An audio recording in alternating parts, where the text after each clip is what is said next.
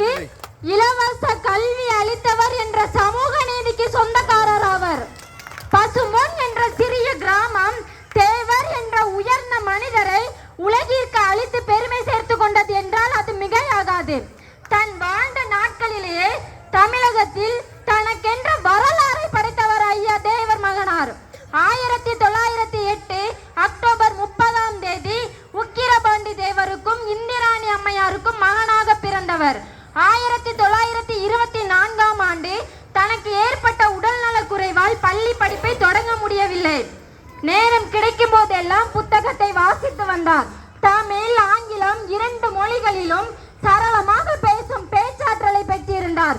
தேவர் மகனாரின் உடல் தோற்றம், கம்பீர நடை, வெங்கல குரல், சிங்க மீசை, சந்தன நிறம் ஆகியவைகளுடன்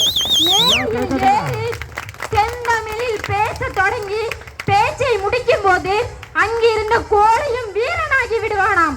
அப்படிப்பட்ட பேச்சாற்றலை கொண்டிருந்தார் தேவர் மகனார்.